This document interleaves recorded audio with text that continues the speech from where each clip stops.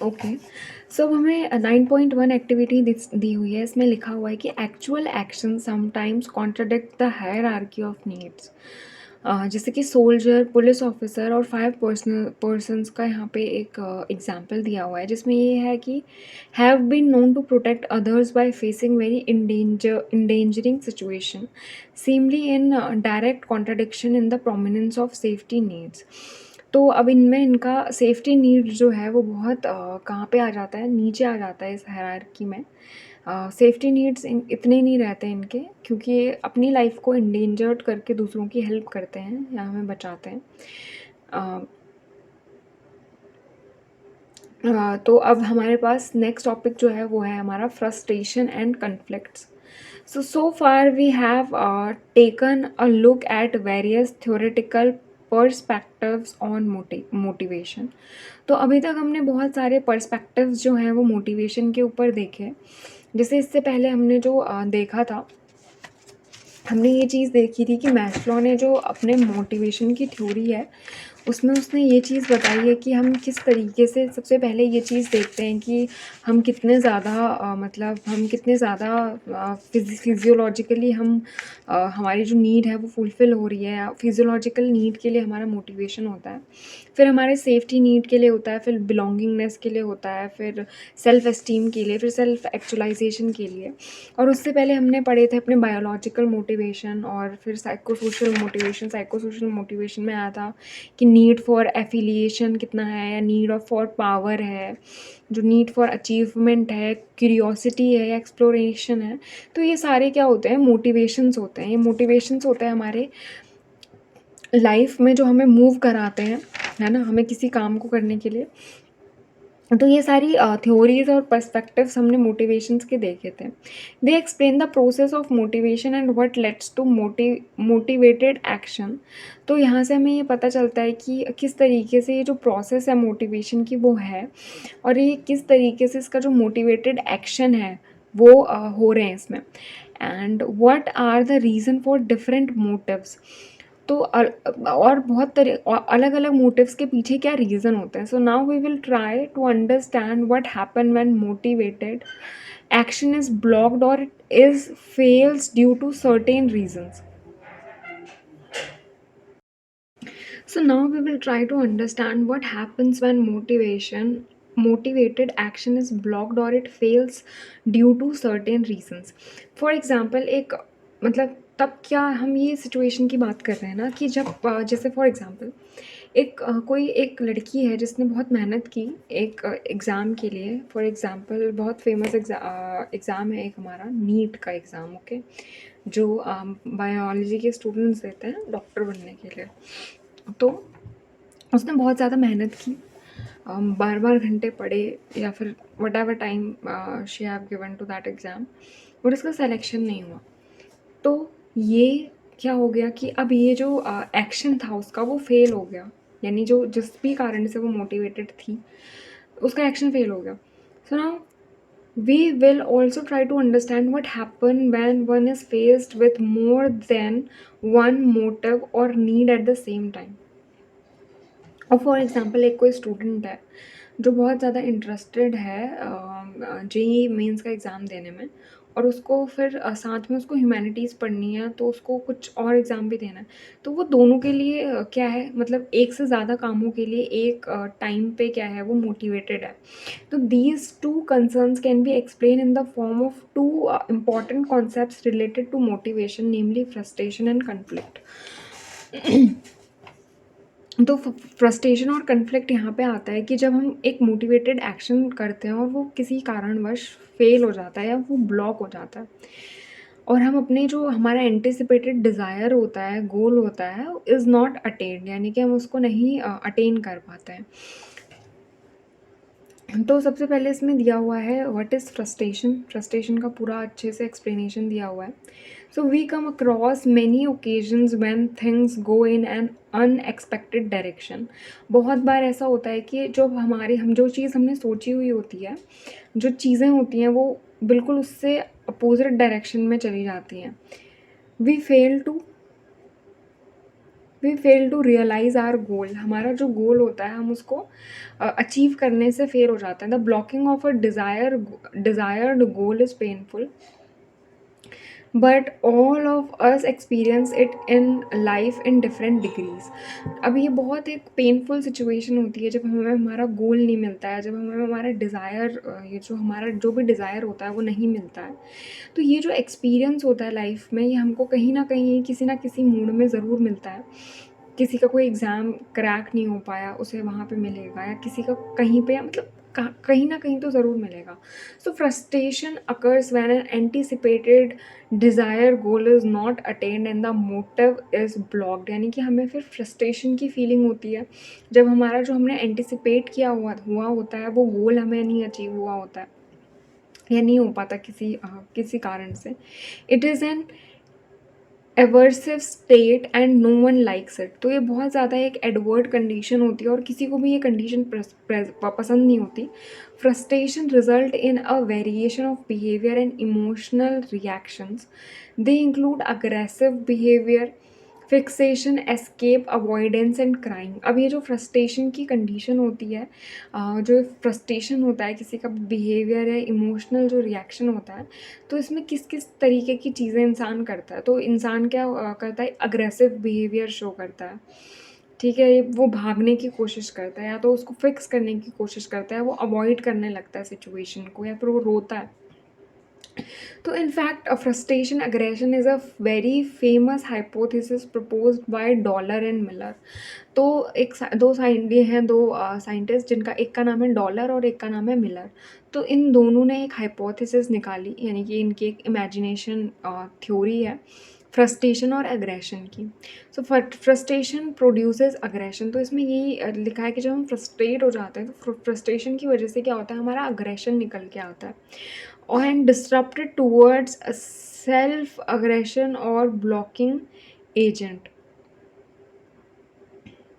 Self और blocking agent. तो ये जो अग्रेसिव एक्ट है ये हमारा, या तो ये हमारा किसकी डायरेक्शन में निकलेगा, या तो हमारा खुद पे निकलेगा ये, या फिर जिस वजह से वो नहीं हुआ उस ब्लॉकिंग एजेंट पे और सब्स्टिट्यूट, या फिर और कहीं निकलेगा, या किसी और के ऊपर निकलेगा। तो ये बेसिकली अग्रेशन है।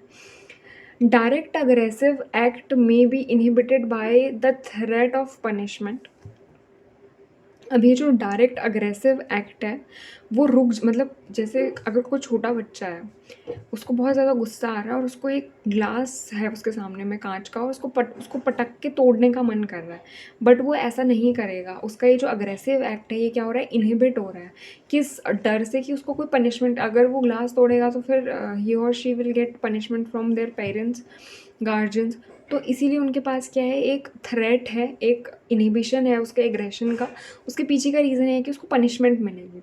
सो द मेन सोर्स और cause of frustration are found in. तो अब ये जो मेन कॉज होता है कि किस वजह से फ्रस्ट्रेशन हो रहा है, वो हमें पहला तो मिलता है environmental force, which could be physical object, constrain situation, or even other people who prevent a person from reaching a particular goal.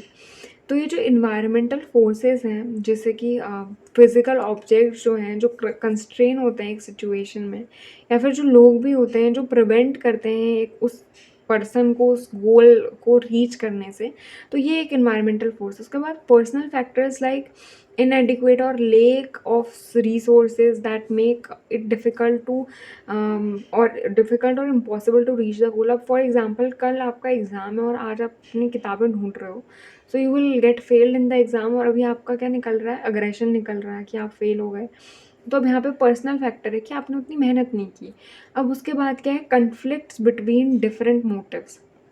तो ये एक चीज़ होती है, कई बार ऐसा होता है, ये स्टूडेंट्स में होता है कि उनको दो चीज़ों पे मतलब कई बार उन्हें पता नहीं चलता है कि उनको कौन सा, स्पेशली सब्जेक्ट चूजिंग के टाइम पे, कि कौन सा सब्जेक्ट उन्हें पढ़ना चाहिए, कौन सा नहीं। तो यहाँ पे एक कन्फ्लिक्ट की जो सिचुएशन है वो जनरेट हो जाती है। So conflict occur whenever a person must choose between contradictory needs, desire, motives or demands. For example मैंने आपको बोला, एक छोटा बच्चा है, उसको हमने बोला कि either you have to eat a chocolate or you have to eat a ice cream, but उसको दोनों चीज़ें खानी है। तो यहाँ पे क्या हो गया, एक बहुत ज़्यादा मतलब एक उसको कॉन्ट्राडिक्टरी नीड्स, उसके 2 डिज़ायर हैं, जो भी उसकी हैं, उन दोनों के बीच में से उसको एक चूज़ करने को दे दिया। तो यहाँ पे एक कॉन्फ्लिक्ट की सिचुएशन है, क्योंकि उसको दोनों ही चीज़ें पसंद है। So there are 3 basic forms of conflicts. तो अब यहाँ पे 3 बेसिक फॉर्म्स दी हुई है हमें कॉन्फ्लिक्ट्स के बीच में। तो पहली है अप्रोच कॉन्फ्लिक्ट। अप्रोच कॉन्फ्लिक्ट में ये होता है कि हमें 2 पॉजिटिव मोटिव्स दिए हुए होते हैं। 2 पॉजिटिव मोटिव्स का मतलब ये होता है कि जैसे मुझे बोला कि either you have to eat a ice cream or you have to eat a chocolate, but मुझे दोनों ही पसंद है। बट मेरे को दोनों पॉजिटिव चीज़ें दी हुई हैं और मुझे इनमें से एक चूज़ करना है। तो अब मैं क्या बोलूँगी कि मतलब जो भी मैं बोलूँगी, तो ये जो अप्रोच है, ये क्या है? अप्रोच कॉन्फ्लिक्ट है ये। उसके बाद दूसरा है avoidance conflict. Avoidance conflict basically होता है, मतलब ये नेगेटिव, मतलब ये बेसिकली ये नेगेटिव होता है, या फिर म्यूचुअली अनडिज़ायरेबल अल्टरनेटिव होता है। फॉर एग्जांपल मुझे बोला कि आपको मैथ्स भी पढ़नी है और आपको फिजिक्स भी पढ़नी है, और मुझे दोनों ही चीज़ें नहीं पसंद पढ़ना। तो ये क्या है? एक अनडिज़ायरेबल अल्टरनेटिव्स हैं, यानी कि दोनों ही मुझे नहीं चाहिए, बट मुझे दोनों मिल रहा है। उसके बाद जो थर्ड है वो है अप्रोच और avoidance conflict. Comes from being attracted to and repelled by the same goal और एक्टिविटी। अब इसमें क्या होता है कि एक जो सिचुएशन है वो तो पॉजिटिव है, और दूसरी वाली क्या है? वो नेगेटिव है। तो जैसे मुझे बोला कि what you have to do,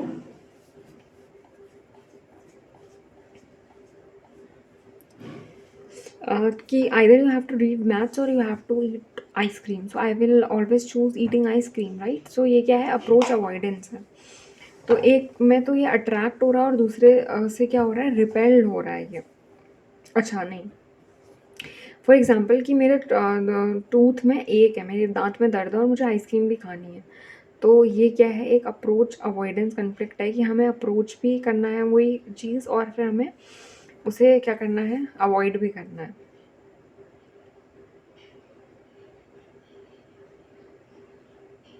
अच्छा, अब क्या दिया हुआ है? These type of conflicts are also difficult to resolve as they are more troublesome than avoidance conflict. तो ये बहुत ज़्यादा ट्रबलसम होते हैं। A central characteristic of approach avoidance conflict is ambivalence, a mix of positive and negative conflicts. Some example of approach avoidance conflicts. अब यहाँ पे approach और अवॉइडेंस कॉन्फ्लिक्ट्स दिया हुआ है। A person wanting to buy a new motorbike but not wanting to make monthly payment. अब एक इंसान को एक बाइक खरीदनी है, उसे बहुत मन है बाइक खरीदने का, बट उसे ये भी पता है कि उसके हर महीने पैसे कटेंगे, क्योंकि वो ईएमआई में या जिसकी भी चीज़ में खरीदेगा। अब आपको खाना बहुत ज़्यादा पसंद है, बट आप ओवर वेट हो रहे हो, ठीक है, and you are planning marry someone, और उनके पेरेंट्स क्या कर रहे हैं? उसको डिसअप्रूव कर रहे हैं। So many of life important decision have approach avoidance dimension. तो अप्रोच अवॉइडेंस डायमेंशन जो लास्ट वाली है वो यही है कि जैसे मेरा दांत में बहुत दर्द हो रहा है, मुझे आइसक्रीम खाने का भी मन है, तो ये इसका एक एग्जाम्पल है, ठीक है। अब है a major source of frustration lies in motivational conflict.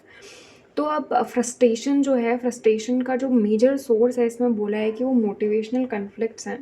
In life we are often influenced by a number of competing forces that pull us in different directions. तो बहुत सारी ऐसी हमारी लाइफ में इन्फ्लुएंस, हमारी लाइफ में बहुत सारी ऐसी सिचुएशन आती हैं जहाँ पे जो हमारा डिफरेंट डायरेक्शन में हम प्रोपेल होते हैं। Such situation demonstrate the condition of conflict. तो ऐसी सिचुएशन में हमें क्या होता है ना, ये सिचुएशन जो होती हैं ये हमें डिमॉन्स्ट्रेट करती हैं कन्फ्लिक्ट्स को। Hence simultaneous existence of multiple wishes and needs characterised conflicts. तो अगर हमारे पास एक ही टाइम पे बहुत सारी विशेज़ हैं, या फिर हमें मतलब साइमल्टेनियसली हमें 2-2 चीज़ें करनी है, तो यहाँ इस सिचुएशन में क्या निकलता है? ये कन्फ्लिक्ट निकलता है, ठीक है। In all the cases of conflict the selection of one option against the other depends on the relative strength and importance of one over the other and the environmental factor। तो अब जितने भी ये conflict वाली situation हैं, जहाँ पे भी फ्रस्ट्रेशन, यहाँ पे भी क्या होता है? निकल के आता है। तो कई बार ऐसा होता है कि कॉन्फ्लिक्ट वाली सिचुएशन में हम उस चीज़ को चूज़ करते हैं जो हम हमारे लिए जो ज़्यादा इम्पोर्टेंट होती है, या जिसकी स्ट्रेंथ या जिसका स्ट्रेंथ का मोटिवेशन उस टाइम ज़्यादा होता है। फॉर एग्जांपल मेरे दाँत में बहुत दर्द है, मैं सो भी नहीं पा रही, मैं कुछ खा भी नहीं पा रही, तो I will avoid eating ice cream at that time, क्योंकि वो कंडीशन नहीं है मेरे बॉडी की। सो इस तरीके से जो है ये है। Conflicting situation should be resolved after due consideration of the pros and cons of each of the choices। तो अब ये जो कन्फ्लिक्टिंग सिचुएशन है, ये जो है इसको इस तरीके से हमको रिज़ॉल्व करना चाहिए कि हम पहले उसके प्रोज़ देखें कि उसके क्या हमें फ़ायदे मिल रहे हैं, हम उसके नुकसान देखें और फिर हम कंसिडर करें कि हमारी चॉइस हमें क्या बनानी है। A point two note here is that conflict causes frustration. तो अब हमें यहाँ पे एक पॉइंट नोट करना है कि ये जो कन्फ्लिक्ट है इससे भी फ्रस्ट्रेशन होता है, जो फिर आगे चल के अग्रेशन की वजह बनता है। So for instance a young man who want to be a musician but is pursuing a course in management due to parental pressure and is not able to perform as per the expectation of his parents may turn aggressive upon being question of his performance in the course। अब एक कोई बच्चा है, कोई एक young आदमी का इसमें एग्जांपल दिया है, उसको म्यूजिशियन बनना है, उसको परस्यू करना है म्यूज़िक को, और उसके पेरेंट्स ने उसको ज़बरदस्ती किसी मैनेजमेंट के कोर्स में डाल लिया। अब उसके पेरेंट्स उसको ये पूछ रहे हैं कि तेरे मैनेजमेंट के कोर्स में नंबर क्यों नहीं अच्छे आ रहे हैं। तो यहाँ पे क्या है, एक बहुत ज़्यादा एक जो एग्रेशन का माहौल आ जाएगा कि उसकी पुअर परफॉर्मेंस के पीछे जब रीज़न पूछेंगे तो क्योंकि उसको वो चीज़ करनी ही नहीं है, ही that person is not interested in doing that. तो हमें एक एक्टिविटी दी हुई है, इसमें हमें क्या करना है, हमें ये आंसर करने की कोशिश करनी है और हमें ये करना है कि हमें अपने वीक एरियाज़ में काम करना है। हमें करना है list the plans activity you intend to undertake during this week. इस वीक में आपको क्या-क्या एक्टिविटीज़ करनी है, उसका ये प्लान दिया हुआ है। Do you have any goal set for the month ahead? If yes, what are they? अगर आपके पास इस महीने के कुछ गोल्स सेट हैं, तो वो गोल्स क्या हैं ये आपको बताना है। Do you have a daily routine chart? आपके पास क्या डेली रूटीन चार्ट है? If not then try to prepare one by distributing your time judiciously for study, rest, recreation and other activity. ये एक बहुत इंपॉर्टेंट चीज़ है, हम सभी को करनी चाहिए अपनी लाइफ में। Are you able to follow your routine chart successfully? क्या आप अपना जो रूटीन चार्ट है उसको सक्सेसफुली फॉलो कर पा रहे हैं? ये भी एक बहुत इंपॉर्टेंट चीज़ है। If you are not able to follow a routine successfully, think about the ways in which you could overcome your irregular habits and try to follow them. तो किस तरीके से आप ये काम कर सकते हैं, तो ये एक कुछ अपने ही ऊपर काम करने का आपका होमवर्क है। अब हमारा मोटिवेशन वाला जो टॉपिक था वो थोड़ा यहाँ पर अ, हो गया है कि हाँ, मतलब इतना पूरा जो मोटिवेशन था हमने वो पढ़ लिया। अब हमें जो चीज़ पढ़नी है वो पढ़नी है हमें नेचर ऑफ इमोशन, यानी अब यहाँ से इमोशन की चर्चा शुरू हो गई कि इमोशंस क्या होते हैं, किस तरीके से वो हमें अफेक्ट करते हैं, ये सारी चीज़ें। तो पहला है nature of emotions. Now we have the topic which is nature of emotions. Swati is very happy. तो अभी मैंने बोला स्वाति बहुत ज़्यादा हैप्पी है। उसका आज एग्ज़ामिनेशन का रिज़ल्ट डिक्लेयर हुआ और उसने टॉप किया है क्लास में, तो वो बहुत ज़्यादा यूफ़ोरिक, बहुत स्पेशल और बहुत अच्छा, बहुत खुश फील कर रही है। हाउएवर उसके जो फ्रेंड है प्रणय, वो बहुत सैड है क्योंकि उसने उतना अच्छा नहीं किया। तो among her friends some are feeling jealous of Swati's achievement. कुछ लोगों को जेलसी फील हो रही है उसके अचीवमेंट से। जीवन who has not performed up his expectation is angry with himself. तो कुछ लोग अनहैप्पी हैं, कुछ एंग्री हैं, कुछ बहुत ज़्यादा डिसअपॉइंटेड हैं। तो ये जो Joy, sorrow, hope, love, excitement, anger, hate, ये सारी फीलिंग्स हैं, ये जो एक्सपीरियंस करते हैं हम अपनी डे टू डे लाइफ में, इसको हम टर्म देते हैं इमोशन, या इसको हम सिंबलाइज करते हैं एक टर्म जिसको हम फीलिंग कहते हैं या फिर जिसको हम मूड कहते हैं। So feeling denotes the pleasure और पेन डायमेंशन ऑफ इमोशन। तो अब ये जो फीलिंग होती है ना, ये जो फीलिंग्स होती हैं ये चीज़ डिनोट करती हैं कि किसी किसी का प्लेजर क्या है, किसी को प्लेजर हो रहा है या किसी को पेन हो रहा है, या उसकी इमोशंस की क्या डायमेंशन है। So which usually involve bodily functions. Mood is an affective state of long duration but of lesser intensity than emotion. तो अब जब हम एक मूड की बात कर रहे हैं कि मेरा आज मूड बहुत ख़राब है, तो मूड एक इंस्टेंट का इमोशन नहीं है, जबकि मूड एक स्टेट है, मतलब एक लॉन्ग ड्यूरेशन के लिए कंटिन्यूसली सेम वही चीज़, वही इमोशन हम रख रहे हैं। जैसे आजकल मेरा मूड बहुत अच्छा रहता है, तो यानी आजकल आजकल यानी कि काफ़ी कुछ दिनों से मेरा मूड अच्छा है। तो ये चीज़ क्या है, एक लॉन्गर ड्यूरेशन के लिए है जो हमारा इमोशन, लेकिन उसकी इंटेंसिटी कम है। जैसे अगर मेरे को कहीं से बिल्कुल ऐसे न्यूज़ मिल जाए कि मुझे फॉर एग्ज़ाम्पल मैंने टॉप किया है कोई एग्ज़ाम, तो वो जो इमोशन मेरा उस टाइम का होगा, मेरा बहुत ज़्यादा हैप्पी होगा। बट कुछ दिनों से मैं कहीं घूमने के लिए गई हूँ फॉर एग्ज़ाम्पल, तो मेरा कंटिन्यूअसली मेरा मूड अच्छा रह रहा है, तो लेस इंटेंसिटी का है बट लॉन्ग ड्यूरेशन के लिए, तो उसको हम मूड कहते हैं। So what is mood? Mood is basically वो चीज़ जो कि मूड जो होती है बेसिकली वो चीज़ जो कि लॉन्ग ड्यूरेशन के लिए है, लॉन्ग ड्यूरेशन का जो इमोशन है, बट उसकी इंटेंसिटी क्या है, but of less intensity. Okay, then we move towards both these terms are narrower than the concept of emotion। तो अब ये जो दोनों ही टर्म हैं, जिसको मैं फीलिंग कह रही हूँ या मूड कह रही हूँ, ये दोनों ही टर्म नैरो हैं, यानी कि नैरो यानी कम है इमोशन के। इमोशंस, तो इमोशंस क्या होते हैं basically? Emotions are complex pattern. Emotions बहुत एक कॉम्प्लेक्स पैटर्न होते हैं ऑफ अरोजल। अरोज, किसी भी चीज़ के अरोज होने में, किसी कोई भी इमोशन के अरोज होने में सब्जेक्टिव फीलिंग होती है और कॉग्निटिव इंटरप्रिटेशन होता है। Emotions as we experience them move us internally and this process involves physiological as well as psychological reactions. तो ये जो इमोशंस होते हैं जो हम एक्सपीरियंस करते हैं, ये हमें इंटरनली मूव कराते हैं, और ये जो प्रोसेस होती है ये इन्वॉल्व होती है जो इस फिजियोलॉजिकल और साइकोलॉजिकल रिएक्शन में।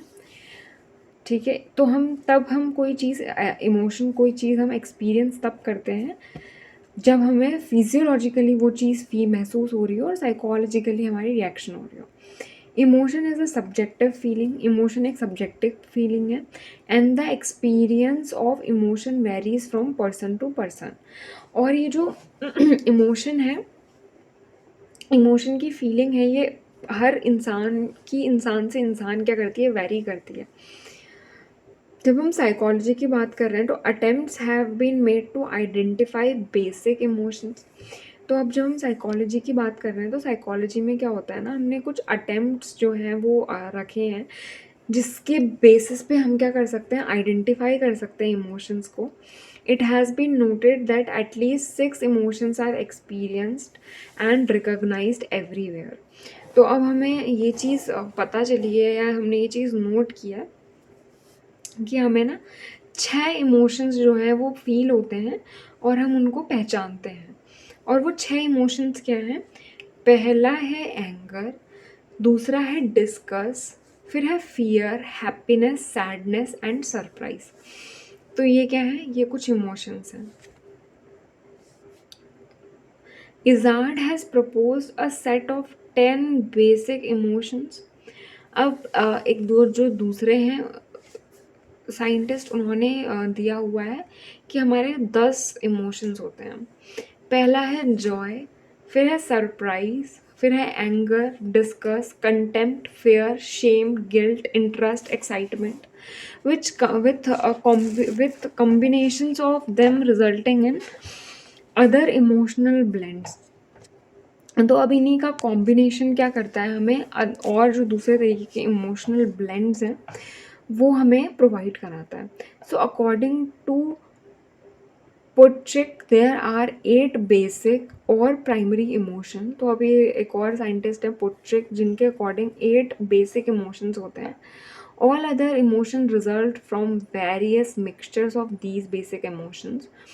और ये जो और बाकी के जो अलग अलग इमोशंस हैं, ये हमें इन्हीं का क्या होता है, मिक्स मैच और वेरियस डिग्री पे इनका मिक्सचर होता है, वही हमें होता है। He has arrange these emotion in 4 pair. तो ये जो 8 इमोशंस हैं, इनको इन्होंने 4 पेयर्स में, अपोजिट पेयर्स में क्या किया हुआ है, मतलब पेयर में रखा हुआ है। पहला है जॉय सैडनेस, फिर है एक्सेप्टेंस और डिस्गस्ट, फिर है फियर और एंगर, फिर है surprise and anticipation. So emotion very in their intensity. तो इमोशंस बहुत ज़्यादा अपनी इंटेंसिटी में वेरी करते हैं। कई बार इमोशंस जो होते हैं वो हाई होते हैं हमारे, कई बार लो होते हैं।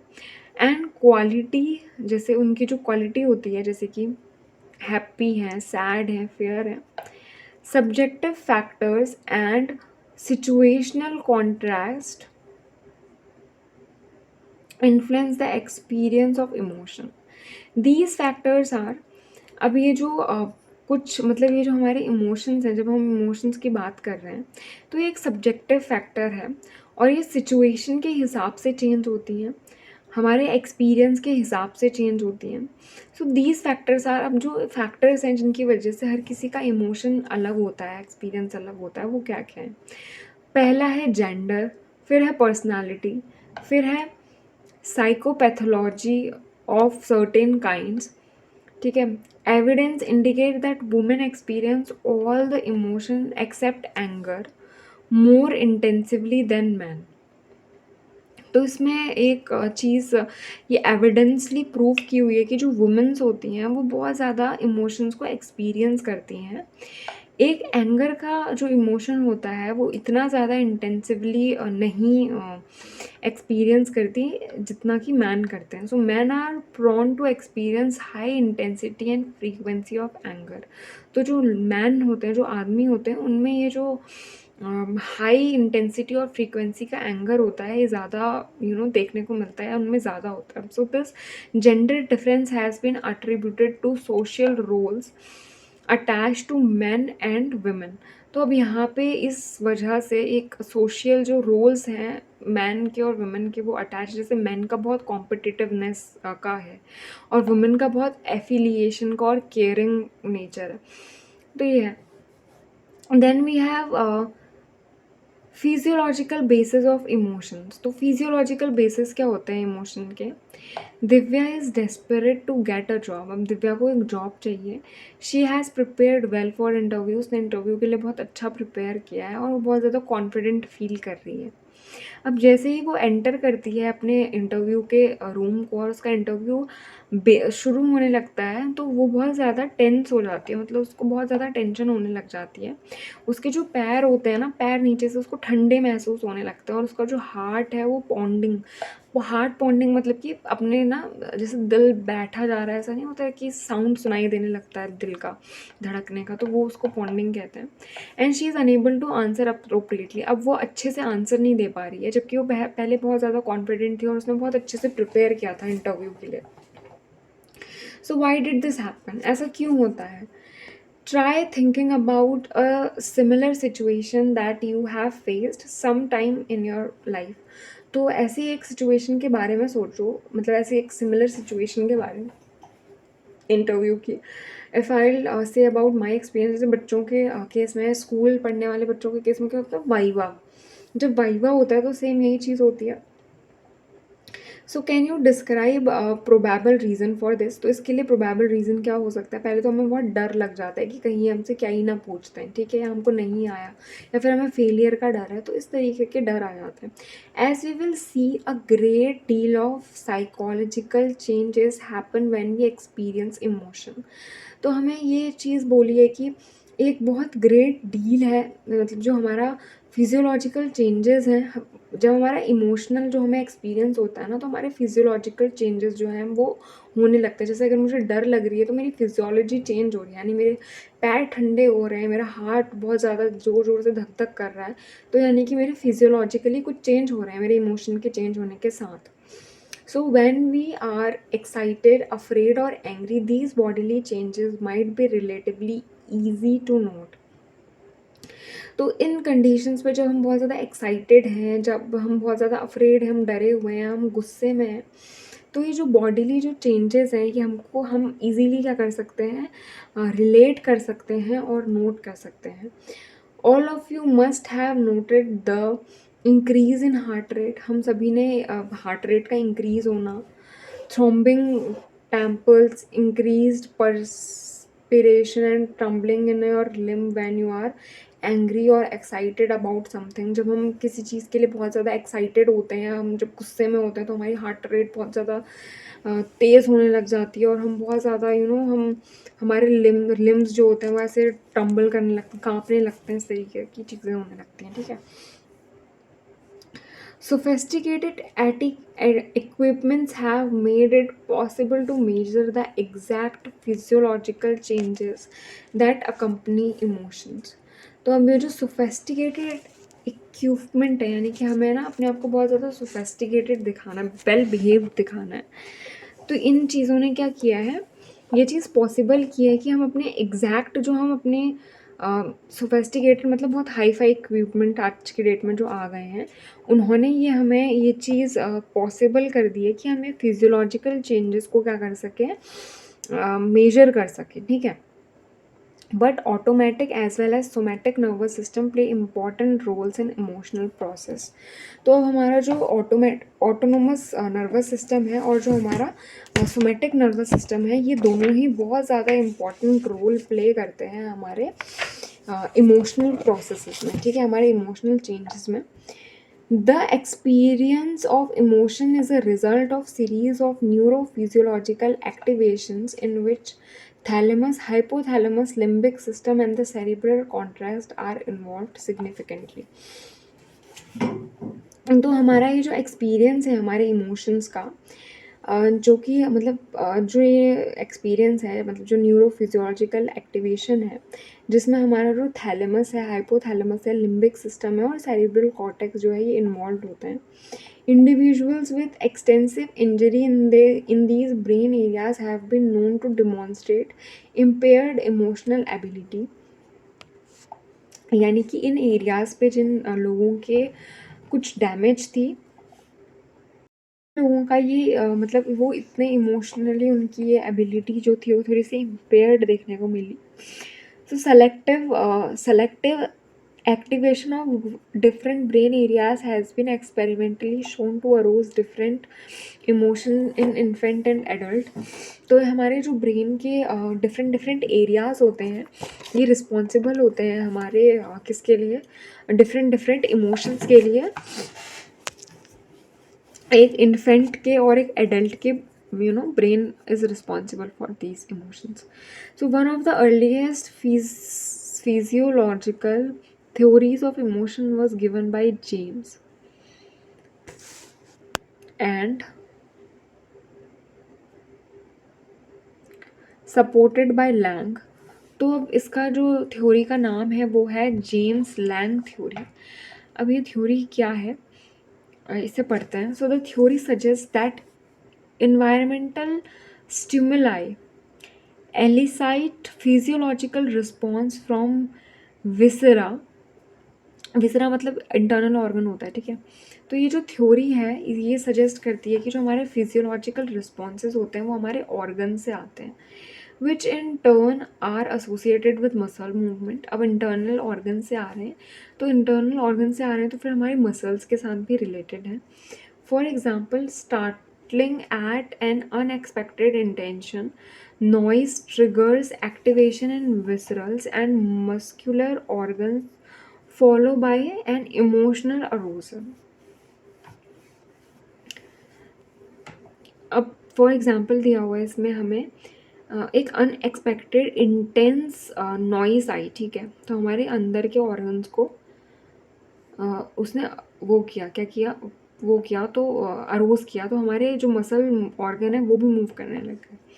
सो by an emotional arousal, put in other words, James Lang theory argue that your perception about your bodily change, like rapid breathing, जो हमारा परसेप्शन है कि हम किस तरीके से अपनी बॉडी को ले रहे हैं, जैसे कि हमारे जो बॉडी में चेंजेस है, जैसे हमें बहुत ज़्यादा रैपिड ब्रीदिंग हो रही है, या जो हमारा हार्ट है वो बहुत पॉन्डिंग, बहुत ज़ोर ज़ोर से धड़क रहा है, हमारे लेग्स काँप रहे हैं, following an event brings forth emotional arousal. तो इससे क्या होता है, हमारा इमोशनल अरोजल होता है। The main implication made by this theory is that particular events और stimuli provoke particular physiological change in the individual perception of these changes result in the emotional being experience। तो अब ये जो मेन इसका implication है इस theory का, वो यही है कि हमारे जो फिजियोलॉजिकल चेंजेस हैं, मतलब जो हमें जो स्टिमुलाई मिलती है, उस स्टिमुलाई की वजह से हमारे फिजियोलॉजिकली कुछ चेंजेस होते हैं किसी इंडिविजुअल में, और उससे क्या होता है, उसका जो इमोशन का एक्सपीरियंस है वो उस चीज़ पे डिपेंड करता है। उस चीज़ की वजह से, जैसे मुझे फिजियोलॉजिकली कुछ, जैसे मैं एक्साइटेड हूँ तो मुझे फिजियोलॉजिकली बहुत ज़्यादा ऐसे कूदने का मन कर रहा है, तो मेरा एक्सपीरियंस ऑफ इमोशन उस टाइम क्या होगा, कूदना या नाचना या जो भी। तो ये है। However, this theory faced a lot of criticism and fell in discuss। हालांकि ये थ्योरी उतनी ज़्यादा चली नहीं, और ये बहुत ज़्यादा, मतलब थ्योरी को नहीं माना लोगों ने। तो उसमें बेसिकली यही था कि फिजियोलॉजिकल और साइकोलॉजिकल चेंजेस जो हैं, ये दोनों ही रिस्पॉन्सिबल हैं एक इमोशनल एक्सपीरियंस के लिए। तो अब हमारा फिर हमें एक दूसरी थ्योरी दी हुई है। तो दूसरी थ्योरी है वो है कैनॉन और बेंट की इमोशन थ्योरी। इस थ्योरी को पढ़ने से पहले हम ज़रा, जो हमें ऊपर बॉक्स में फिजियोलॉजी ऑफ इमोशंस दिया हुआ है, हम वो पढ़ते हैं।